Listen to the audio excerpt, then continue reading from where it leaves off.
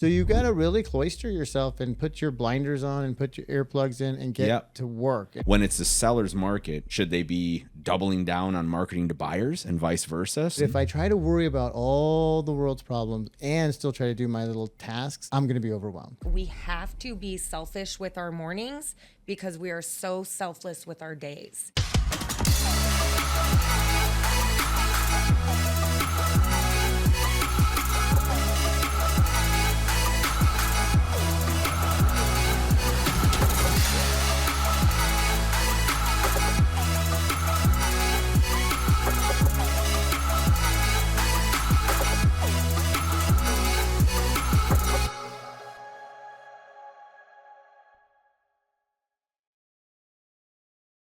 All right. Welcome to Elite Zone. Once again, I'm back in the studio. I've got Haylie and Ryan, my pals, with me today.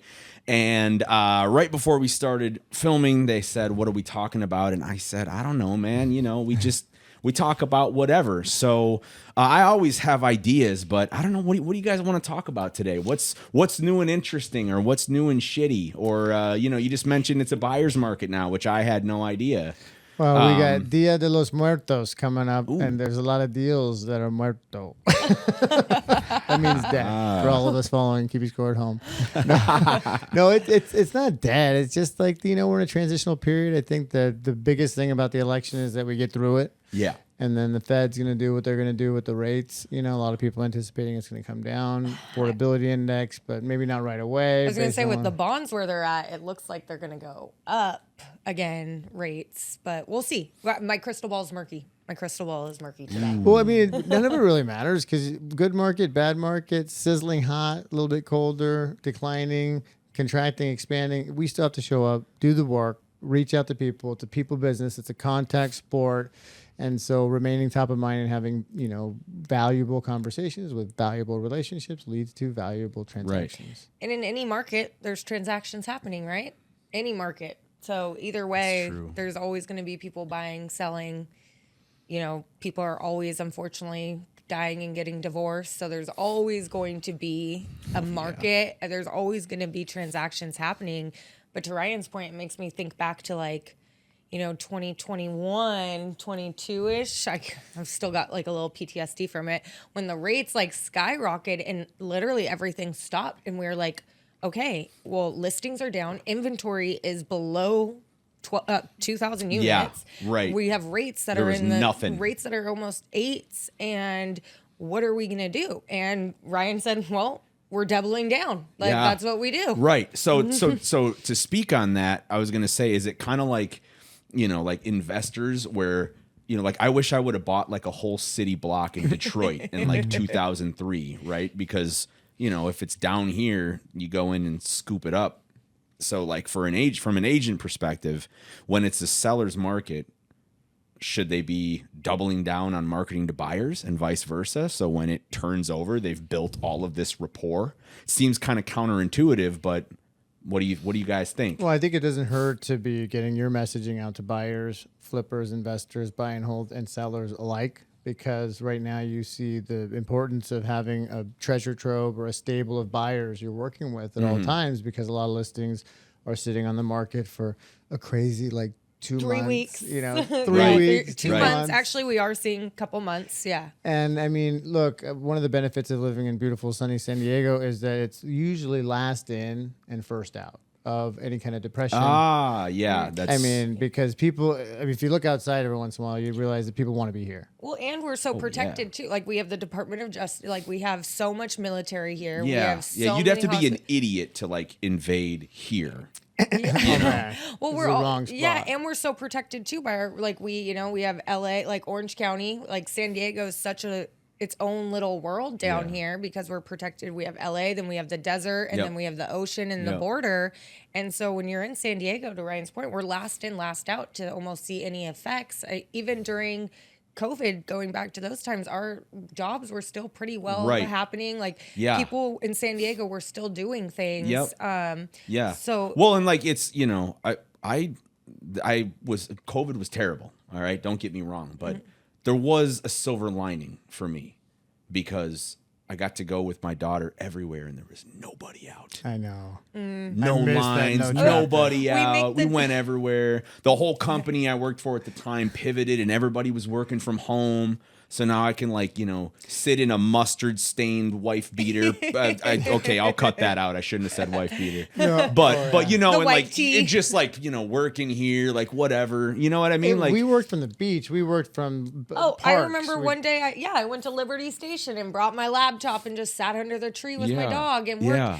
And we make the joke all the time. We look at each other and we're like, "Can we do like a mandatory 6 weeks like quarantine where everybody just has to stop again?" But everybody has to do it. Like elective quarantine.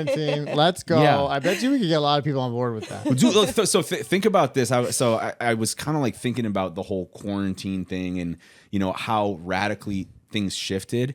What if once a year for a week, every company just stopped and they were like, this is a week where you can do whatever you want, mental health, whatever. You don't have to work. A siesta week. A siesta week. But then you have that 1 week of like the purge. What do you think? Is that like a good trade-off?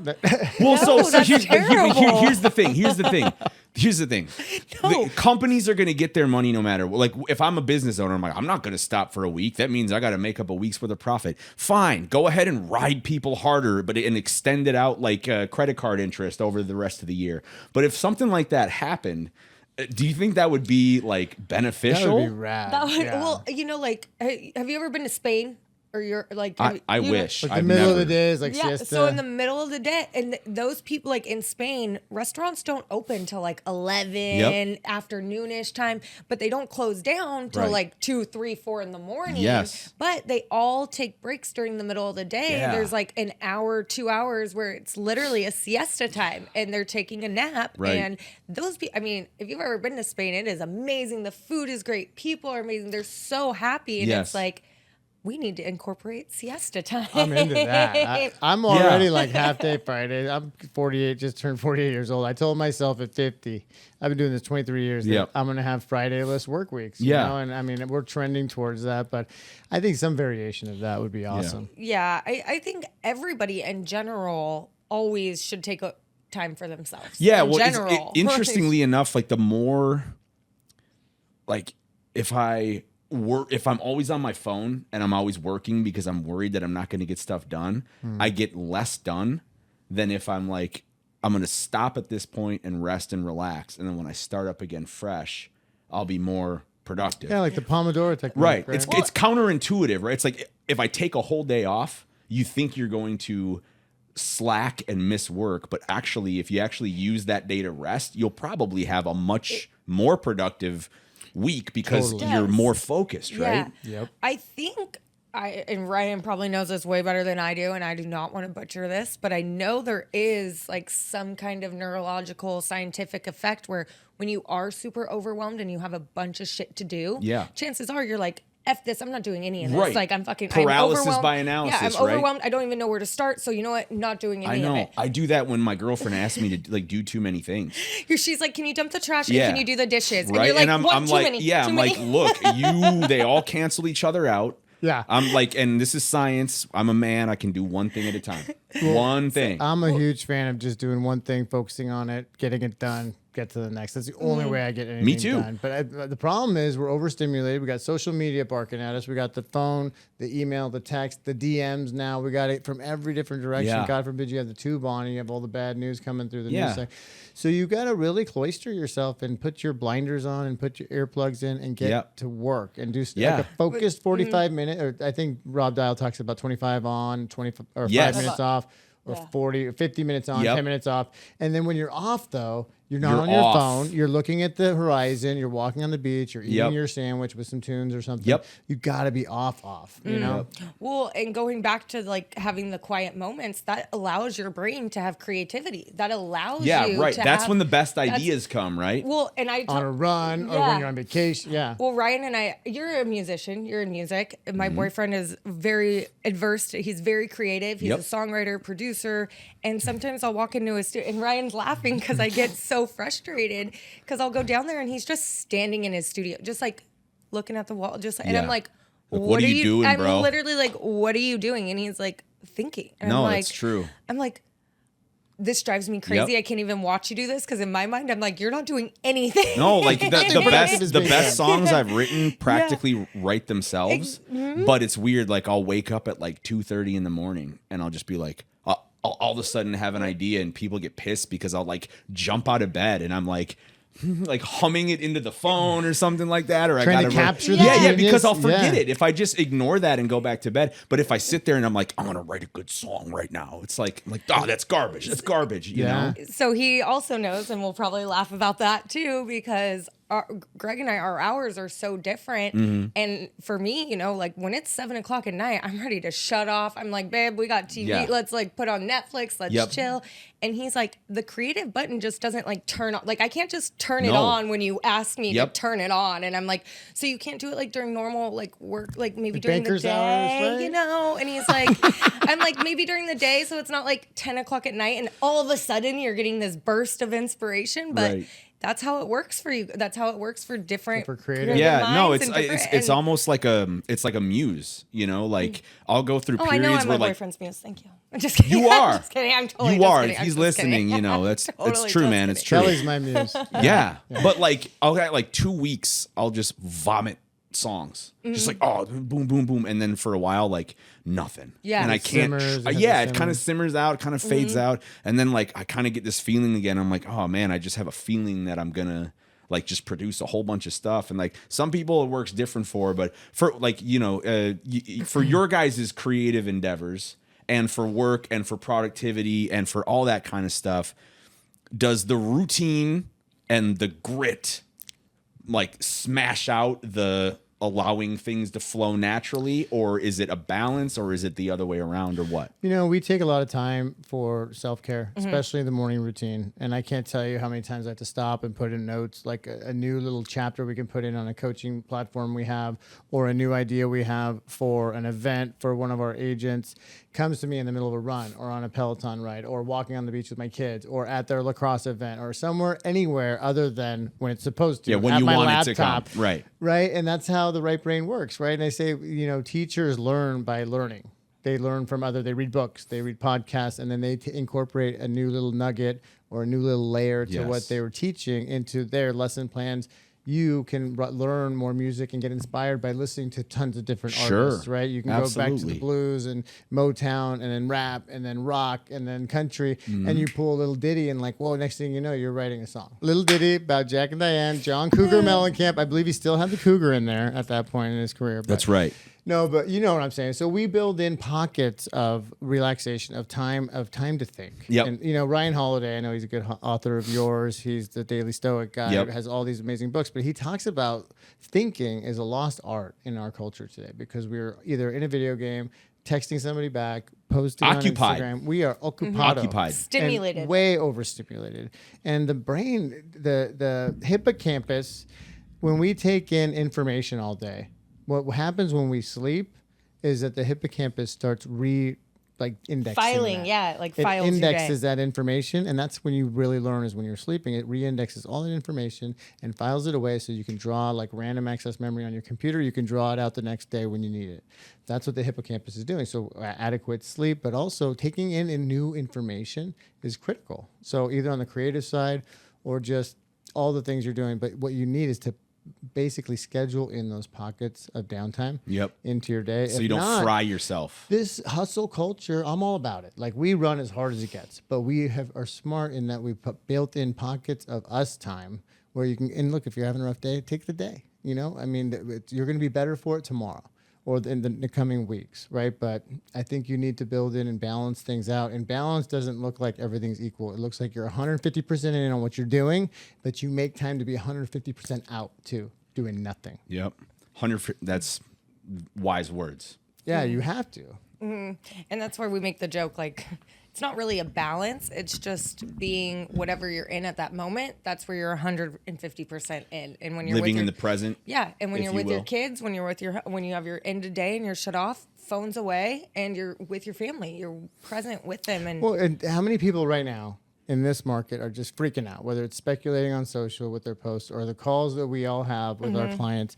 And it's all things that qualify in a category out of my control. I cannot control. Yes. Cannot control, right? So if I just take the things I can control, my attitude, my availability, my actions, the activities I'm applying myself to, my awareness and my approach, then I can do those things still. But if I try to worry about all the world's problems and still try to do my little tasks, I'm going to be overwhelmed. So at some point, you got to say, look, here's what I can do. Here's where I can affect change. I've got to surrender the rest. And that's hard for people to do. It's hard for any human animal to do because the mind is constantly projecting to the future or projecting to the past to feel regret or to feel anxiety. The mind can't be just here. Can't do it. But your actions can be. And guess what? Your actions only exist in the present tense. So if you stay in action, you will stay present. And that's what we do. We just do the activities.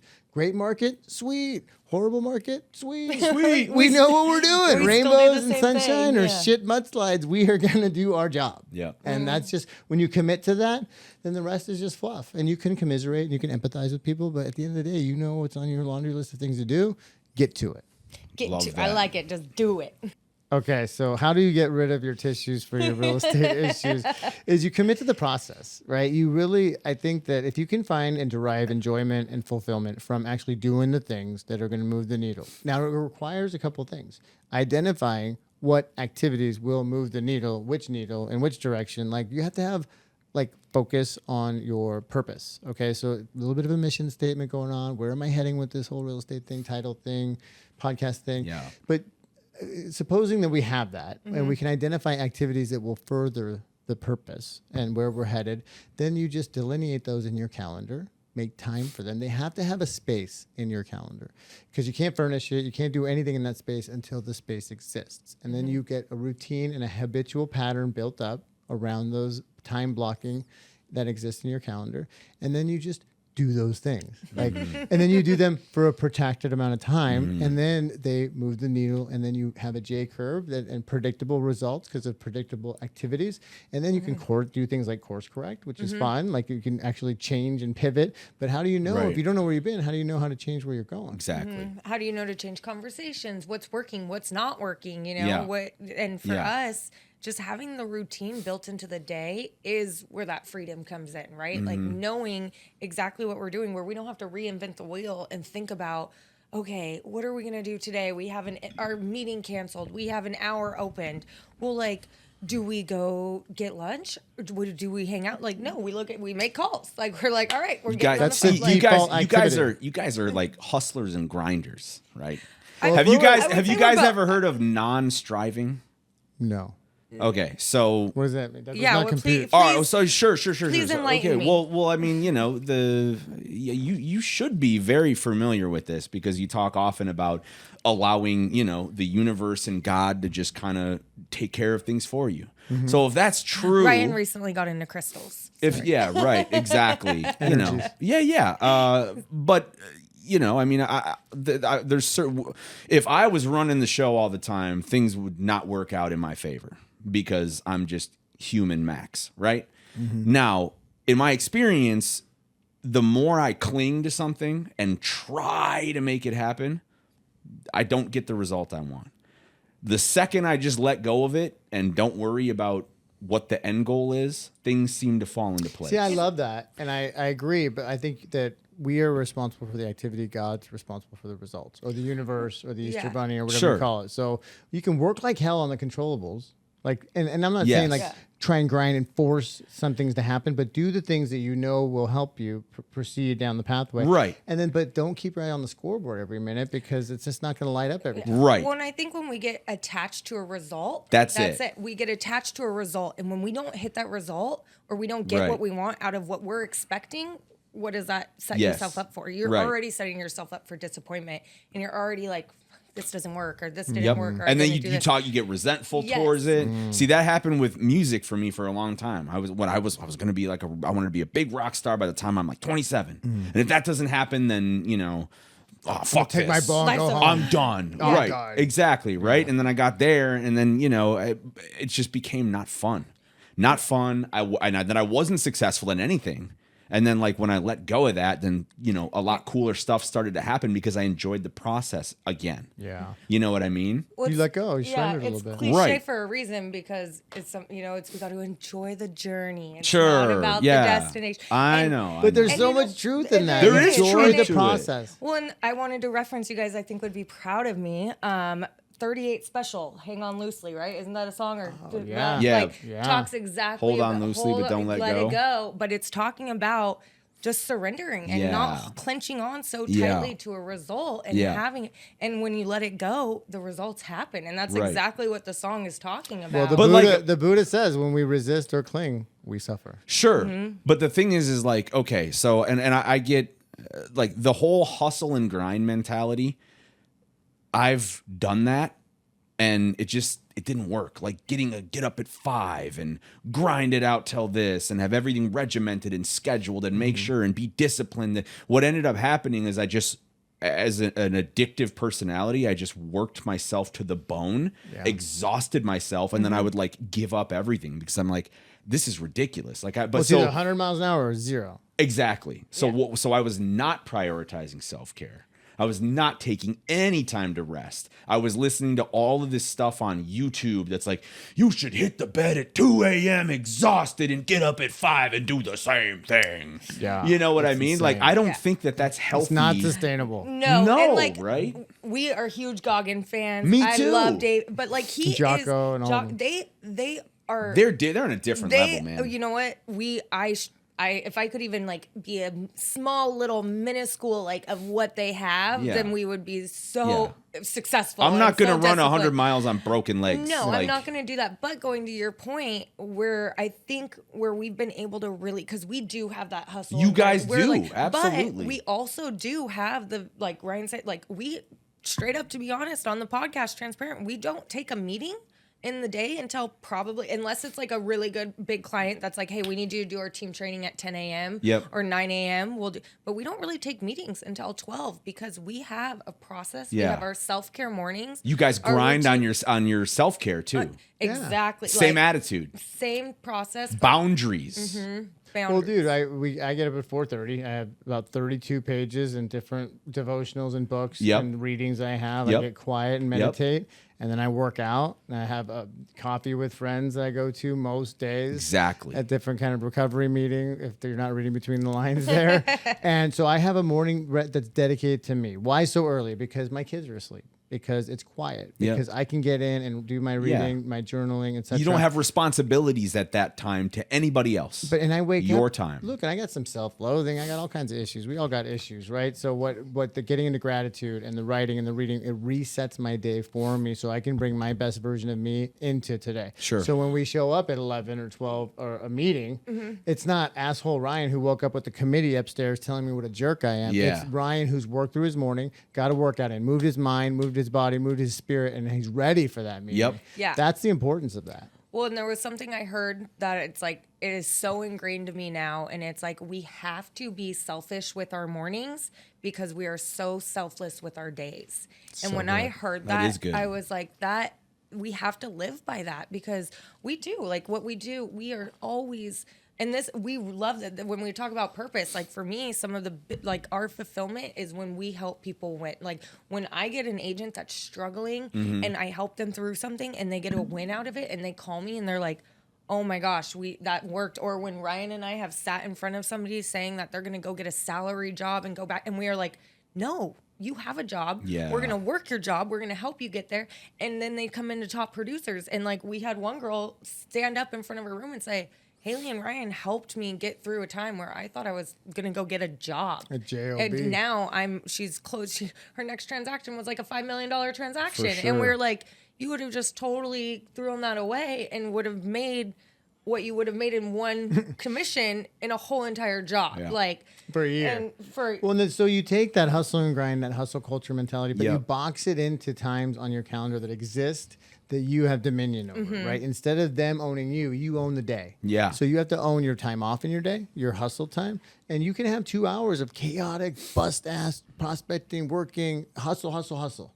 But then you got to have an hour of like clean up and follow up and clean up on aisle 7. And you have to have an off switch. You know, Yeah. I can't tell you, a morning routine has changed my life, and having an off switch has changed my life. And I think too many people first of all, they're not focusing. They're trying to do 3 things at a mediocre level, if not like 5 things at all times. Things. Or they get up immediately, it's to the phone. Oh, right away, grab killer. my phone, you know, like even before I don't know, even sit up, right? You got your phone and then immediately it's on, right? It's the emails, and I do that all the time. And recently I put this app on my phone called Dumb Phone, where basically you just pick like the 3 or 4 apps you use the most and you get rid of all the other screens, and it's just like a black background and it says like messages, phone, you know what I mean? And you can do that. But my problem is I know I can just toggle it off in the settings. That's cool. You know what I mean? Yeah. So it doesn't always work. It's like but the trick. It's like, oh, well, like it is, right? Well, you hear like sweat before screen, and like a bunch of people talk about. Like, I had one guy, Dean Graziosi, he pulled up his phone. He says, "You want to be unsuccessful in life? Start your day on this." Yeah. Held up a phone, and I'm like, and Dean, I mean, he's legit. Right? Yeah, and I think like I don't have kids. I do not wake up at 5 a.m. That is not where my schedule is at. Right. But I do know that when I wake up, I don't look straight at. The only thing I look at one thing. And I know Ryan's gratitude text, because his text comes in. Yeah, I get them too. I love those. They come about 5 in the morning, 5:15. And that is the only thing I look at. And sometimes I won't even respond until I'm walking into the gym or until I'm like getting my coffee or something. And it's like 7 o'clock. But I've been up for an hour, but I didn't look like that's that is really cool for a 28-year-old girl to be doing. Oh my God, thank you. Yeah, 28. 28. I'll nice. take that. But to have that kind of vision and that kind of perspective is rare, you know. And I would say take your mornings for yourself. Take your mornings back. Because look, if you let it, this world will steal your schedule, and you'll wonder what happened. You'll be left spinning. But you can dictate where your time goes instead of wondering where it went. Right? We do not have a time management problem. We have a prioritization problem. There we go. That's a good way to put it. Yeah. Well, because the minutes become your days, become your weeks, become your life. How do you want to spend your life? At least have a say in it. At least have a say. Right. Well, and like, you know, just going like thinking of our days and our meetings, we are usually book out of our meetings. What does a day look like for you two? Let's just cover that. Like, you know, from start to like I know about your morning routines. So let's talk about the hustle and grind time now. Okay. What does a regular day look like? Well, today I think we're both on about 20 calls in between meetings, and I had a 47 burger yesterday. We were a little light on meetings. Almost 50. So like when meetings cancel, we go straight to phones, like, or try to see if we have a client that we haven't seen. We're like, oh, their office is right there. Let's go pop into their office and go say hi real quick. We try to not do that very much, just because like you don't just pop into a doctor's office when they're in surgery and like, hey, how's it doing? Like, can I help you with any medical devices? Like, no, we want to respect our agents' time, and if they're busy and they're grinding and they're on the phone and working, we don't want to just show up in their office. Sure. But we pick our spots. But normally, like, it's phone calls, meetings, phone calls, meetings, phone calls. And while you're like out and about. Well, we have those. So if we have like an event, we'll have that fitted in. But then we either try to do like a meeting before or a meeting after. We have 3 scheduled meetings, set times in our calendar. Yeah, where you fit into one of the set times that we put onto our calendar to be for client meetings. We do team trainings a lot. So we'll go to the office where the team is and do trainings on everything from circle prospecting to business to leveraging digital, all that stuff. Got it. And then we have evening events, at least 6 to 8 leveraged events a month where we go and just network and try to have 3 meaningful interactions and get out, you know, and I mean, as efficiently as possible without being rude.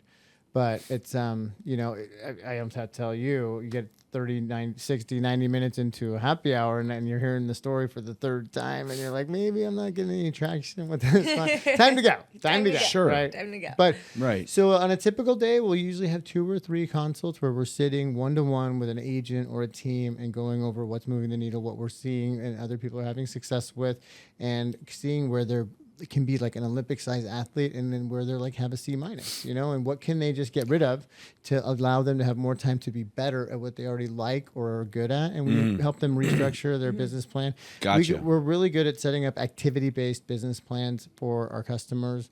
And you know, from the phones to, and if they don't want to do the phones, well, we have to orchestrate a lot of other stuff that make them as effective as if they were on the phones. And then in between, like Haylie said, we hammer out prospecting calls to nurture calls to follow-up calls, and we have a lot of incoming. Yeah. Because there are no easy deals right now. So everything's a probate, everything's a divorce, everything has some kind of uninsured deed and a lot of title issues, and that's fine. That's what we ask for. And then we go home and usually get a workout in again, or you guys work out twice a day. All right. All right. You know what? You know what? You know what? Calm down, okay? Hey, settle down. All right. No, you know. Well, I always picture you guys like. I always think like if you're out like in the car, you know, you're like one of you's like typing and then you're talking on the phone. You're like, Haylie, no, this one. We have those moments. Because when you got off the elevator, you were like on the phone and you're, I'm sorry, man, I'm coming. And you know what I mean? And so like I imagine like when you're in the zone, it's probably very productive. Yeah. I think some people would look at it and be like, they are, well, and you should see us in the office when him and I are in the phone, like we're, you know, from here to that. It's loud. One of us are getting up, walking over here. One of us are getting into going in the other room and talking on the phone.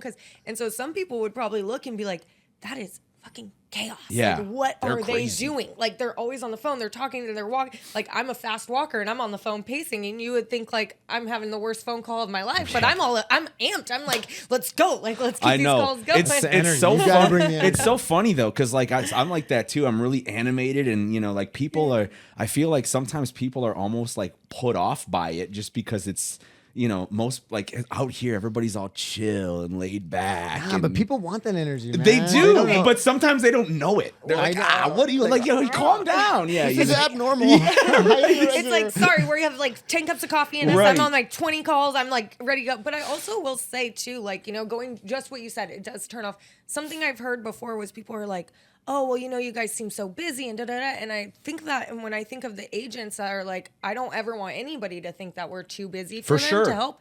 But also, wouldn't you want your title rep being busy? Like, don't you want them out there hustling, figuring out what's working? Because then they're in the mix. They're talking to everybody. They know what's working, what's not working. They know what marketing tips.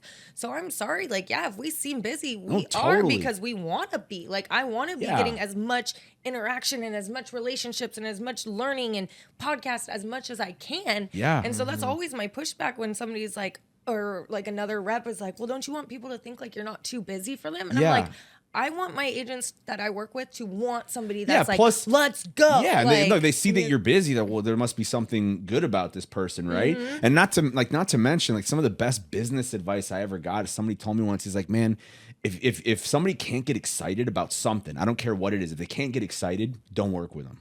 You know, if they're always just a dead fish or monotone or like, you know, and I'm not like, some people's personalities are like that, but there's got to be something in your life where you're like, you know, if you can't get excited about something, dude. And that's like when it gets back to enjoying what you do. Like, you got to derive fulfillment and joy from the actual process, because if you're just sitting around waiting for the big check or the big scoreboard to light up or the big account to come through, you're going to be waiting a long time, because you got to really get into it. When we change somebody's lives, or we just give them a tool that they use and get another deal out of it, or whatever success, little wins we have, we are slapping high fives, and that is so fulfilling for us. So that means we love what we do. Yeah. And that's why we're able to get excited about it and jam on it. Not everybody's like that, but you can find an element of what you love about what you do. That's I wanted to touch on that, because, you know, none of us here want to discourage any agent from being like, well, maybe I'm not passionate about real estate, so I'm going to get out of it, because there is a different school of thought. Like, if you suck at something, you're probably not going to enjoy it. Right. Yeah. But if you get good at something, then you very well might enjoy it. Yeah. Right. So you know, like I'm way more passionate about music than I am about marketing. But when I market people and I see the successes, then I'm like, okay, I'm actually like, I like making a difference in somebody. Just like you talking about an agent, like pulling somebody through that. You know what I mean? Or it's like the look on my kid's face when we get to go to Disneyland for 16 fucking hours because it was a good month. Yeah. Right, you know what I mean? Right. Yeah, hell yeah. That stuff, I'm like, okay, like I get it. Like, you know, I do enjoy, these are the things that I enjoy about doing this. Is it hard? Yeah. When I was a little kid, did I want to be, you know, no, I wanted to be Superman. But, you know, you grow up and, you know, things happen. Well, and I think, Ryan knows, like, I am a very, very passionate person. Like, sometimes, like, he has to pull me back and be like, hey, your emotions are high. Logic is low. Like, breathe it out. Like, but that's because you said that to her? My God, I would never say that to a woman. He might say it to me, like, once a week. Well, geez, that has the right to say it back. But, true. But it's because I'm very passionate. Sure. It is not because not because I'm sensitive or get emotional. It's because I am very passionate about what we do. I'm passionate for the people that we work with. Yeah. And I always am trying to make sure that we're doing the best that we possibly can. And that just comes from straight passion.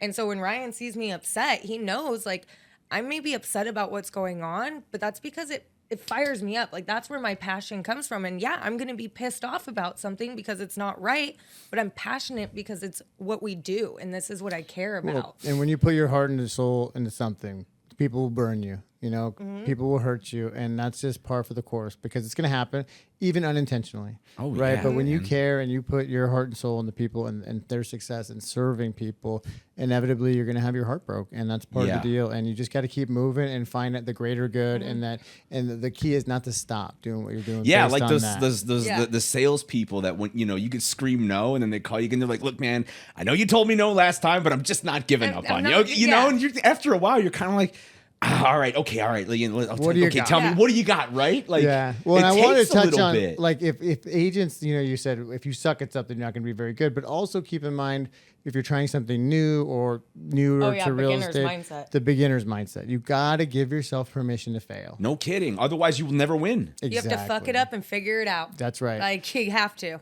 Yeah. I mean, just in any new endeavor, if I wanted to, I mean, I took some beginner guitar in college, but if I were to pick up a guitar right now, I'd be a beginner or pickleball or any number of things. And I would laugh at myself as how bad I would be at those things. For sure. We did laugh at pickleball very hard. Yeah. So why, when a new agent hops on the phone and they've never made calls around their open house and they get so pissed because people are telling them to fuck off or they're just ghosting them, or like, listen, 10,000 calls, man. 10,000 calls, 10,000. and you'll be a lot better. Yeah. You know what I mean? Yeah. Or start with 100, but give yourself an adequate sample size and realize it's going to take you time to get good. Your first open house you host isn't going to be rocking. It's going to suck. And then you're going to learn, and then you're going to pivot, and then you're going to find a mentor, and then you're going to get better. But the 50th open house you do should be killer. Right. Yeah. And this goes, like, talent has very little to do with this. No. You can be, you know, the most introverted person on the planet and just terrified of talking to new people. But if you repeatedly expose yourself to it, you can get good at it. Yeah. And give yourself time to fuck it up and figure it out, but figure it out and get better over. And as long as you're ascending and learning, you're winning. Yeah. Totally. And have fun with it. Dude, we are here for a very short time. You better enjoy your days because your days become your weeks and your weeks. Yeah, become that your might be life. the best advice ever right there. You know, enjoy the present, enjoy your life. Because if you hate everything you do at work, you need to go find something else to do. Yeah. Yeah, for sure. Like straight up. Yeah. Well, our business coach, he had 10,000 on his hand, and it's the 10,000 hour 10,000 rule. hours to mastery. And he says, you know, you have to do anything for 10,000 hours to master it, to be good at it. And I would think maybe at this point we've made maybe not 10,000 hours of calls. Probably. You for sure, probably. 23 years in, probably. You for sure have. But, you know, and I'm still learning. Like, when we make calls, I'll hear him say something. I'm like, oh, that's good. I'm going to use that next time, and vice versa. Dude, and we really feed off knows of each other. Man. Everybody related, semi-related to real estate in this city knows you. It's fucking freak. Oh, Lipsey, yeah, I know him. Like, you hear that all the time. Really? Everybody knows you. You know what? We're not afraid to reach out and be available. The best ability at times is your availability. And I think that we do it, thank God, together. We keep each other sharp. And it's fun when you work with somebody you jive with that shares your core values, shares your emphasis on serving others. And that's what we bring. Like, it's not about us. We want to better enough agents over time to where we come along for the ride. So tell them how to get a hold of you guys then. Well, RyanLipsey.com. You can find us all over Instagram and Facebook, and Haylie Collier is everywhere I am. And if you Google my name, I'm sure Max will have it on here. I'm pretty sure like my phone number, everything comes up right there. We're super easy to find because we know, like Ryan said, best ability is availability. Totally. And, it's even with businesses and stuff, there's nothing more frustrating. I'm trying to find a business and I can't find their contact information. And I'm like, how are you a business? I mean, if you have heard of us or seen us and you haven't called us, give us a shot. Sit with us. Yeah, even if you don't need anything. Even if you don't need anything. If you're looking for, an outside perspective to look at your business and say, have you thought of this? I promise you, we have at least one thing you have not considered. Yeah, exactly. And you know what? I think we're really fun people too. And we have really great business ideas. But to Ryan's point, like if you haven't sat with us or just taking the time to kind of hear our offers or how we can help, we do a holistic approach to the agent, to the broker, to their team.